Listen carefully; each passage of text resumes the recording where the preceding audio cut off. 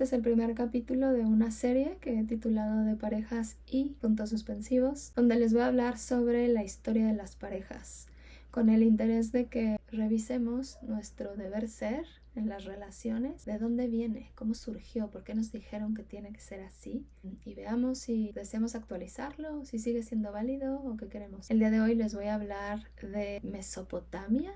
Acompáñenme.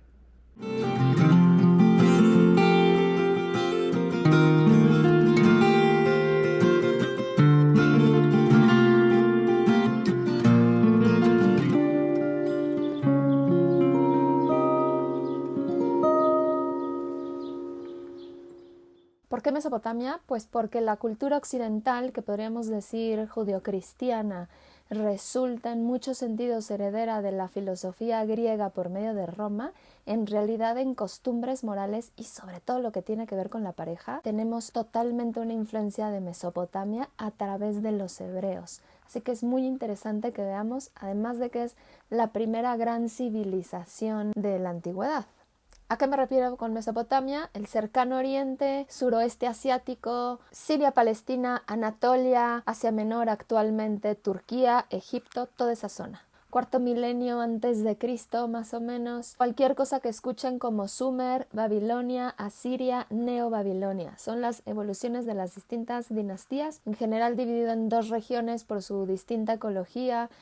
Akkad al norte, Sumer al sur, los acadios y los sumerios interactuaban entre ellos, y además había una interacción en esta gran civilización entre los sedentarios y los nómadas. Todo esto en la época de Mesopotamia. Las civilizaciones antiguas muestran en sus escritos su preocupación por el origen y el orden del universo, por la muerte y por las relaciones. Para Mesopotamia, lo ligado a lo económico es lo más importante, y el tema de la tierra es lo que más importa a su sociedad. El Estado y la familia son los dos factores estabilizadores de esta cultura. Tenemos dos tipos de escritos que nos llegaron hasta hoy en día en la escritura cuneiforme: los textos literarios y los textos legales. Vamos a ver qué podemos ver de las parejas en estos dos. Por el lado literario tenemos el poema de Gilgamesh, considerada la mayor obra épica y poema de Mesopotamia, cuyo tema principal es la muerte de la humanidad, la preocupación por la muerte de alguien que amamos y cómo desde ahí cobramos conciencia de nuestra propia muerte. Vamos a ver el poema de Gilgamesh, que nos deja ver acerca de las parejas. Mientras en la misma época hay registros de poemas de amor en Egipto, en Mesopotamia no encontramos nada parecido. El único lugar donde vemos reflejado el amor es entre los amigos hombres. Enkidu, por ejemplo, es amigo de Gilgamesh. Enkidu muere y Gilgamesh llora la muerte de su amado amigo. Y es ahí, en ese sufrimiento, donde cobra conciencia de que la humanidad muere y de que él mismo va a morir. Esto es interesante porque es algo que se sigue hasta la Edad Media, pero ya lo veremos en el video de la Edad Media, donde el amor se da entre hombres. Las parejas en sí en Mesopotamia son heterosexuales. Tenemos dos parejas en Gilgamesh. Enkidu, que es un ser mítico que se relaciona con una prostituta, es civilizado al poseerla sexualmente. Se dice que deja de ser bestia, y cuando Enkidu se casa, digamos que su grupo de seres míticos lo abandona y se va, y él ya se queda civilizado. Así que ven tanto la sexualidad como la boda como un asunto de civilización del ser humano. Por otro lado tenemos a Gilgamesh y la diosa Ishtar. La diosa Ishtar desea poseer la virilidad de Gilgamesh. Va tras él. Gilgamesh sabe que la diosa tiene mala fama porque nunca llega a ser realmente satisfecha sexualmente, y entonces sus parejas tienen un mal destino, por lo tanto la rechaza. Ella reacciona de una manera súper caprichosa, le manda un toro, una bestia para luchar por ella, para que se enfrente a él. Él como héroe le enfrenta. En fin, van pasando distintas cosas, pero todo esto tiene que ver con la sexualidad, no con el enamoramiento. En el poema también se habla de una costumbre que no vemos reflejadas en sus leyes, pero que se va a ir hasta la Edad Media, donde hay rastros de que esto sucedía, que es el derecho del rey de ir a tener relaciones sexuales con una mujer que se está casando en su noche de bodas, antes incluso que su propio marido. Es interesante que en distintos escritos mesopotámicos vemos a Inanna Ishtar, esta diosa, con relaciones, pero no de esposa, sino de amante apasionada, y además digamos que más o menos ocasional. Es decir, descrita en los mitos como una diosa infiel, con aventuras y relaciones pasajeras inestables, ¿no?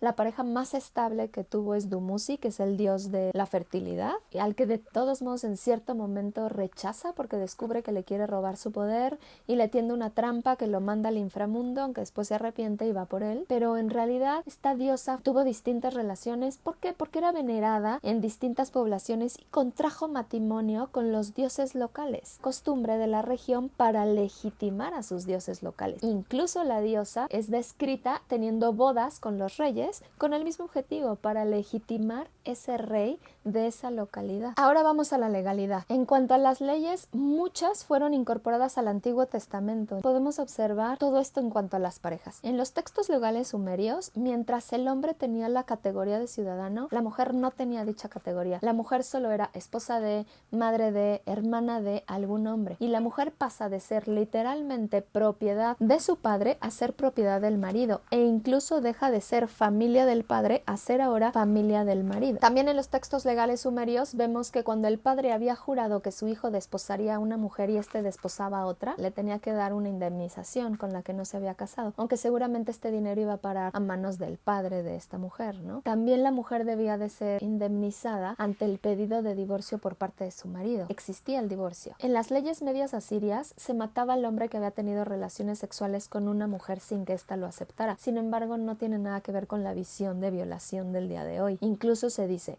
ejecutarán a ese hombre. La mujer no merece castigo.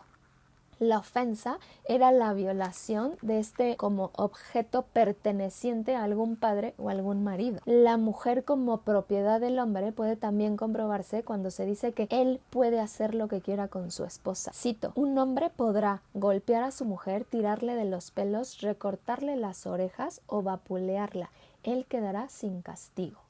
El amor nunca es mencionado en las leyes. El hombre se vuelve civilizado por su sexo, como ya vimos en Gilgamesh. La mujer que le puede enseñar normalmente, como aparece en las leyes, es una prostituta con experiencia. Todo esto, las leyes a las que obedece todo este asunto para terminar en pareja, son las que comprenden como naturales. El hombre desea poseer y derramarse en una mujer, y la mujer aparece como alguien que obedece a algunos y seduce a otros. El código de Hammurabi muestra que el adulterio en la mujer no estaba permitido. Ella podía terminar ahogada junto con su amante o sola, incluso si no había evidencias. Tenía que ser fiel a su marido, incluso si éste era hecho preso, siempre y cuando él la siguiera manteniendo. Y el único caso donde era perdonado era cuando el hombre abandonaba la ciudad y se fugaba. El adulterio en el hombre ni siquiera es mencionado como tal. Aparece en las leyes que podía tener una segunda esposa con un rango inferior si la elegida o la principal enfermaba o era estéril, y entonces con esta segunda esposa podía tener descendencia. La virginidad era estimada. Un amante que tuviera relaciones sexuales con una mujer comprometida moría, ya que el marido la recibiría sin su virginidad. En el código de Hammurabi el divorcio es permitido y podía ser solicitado por ambos miembros de la pareja. El hombre siempre tenía que pagar una indemnización. Ahora, las relaciones sexuales son tomadas en cuenta en los asuntos del matrimonio. Si una mujer rechaza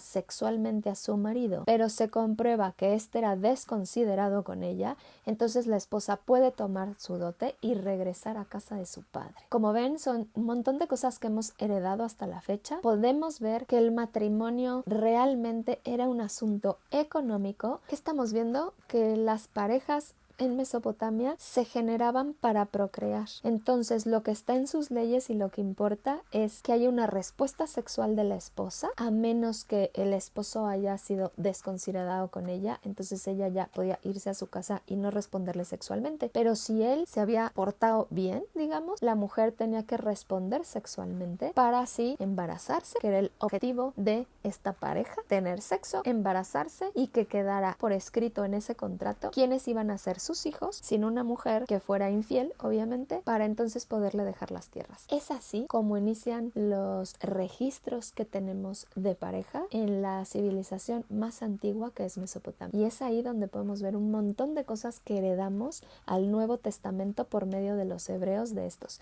Que la mujer sea virgen para garantizar justamente lo de las tierras, que la mujer no sea infiel, todo este derecho de los hombres, etcétera, etcétera, etcétera. Espero que les sea interesante. A mí me apasiona este tema y vamos a ir avanzando a revisar Grecia, Roma, la Edad Media, en fin, vamos a ir revisando a lo largo de la historia cómo van a ir evolucionando todas las parejas. Gracias.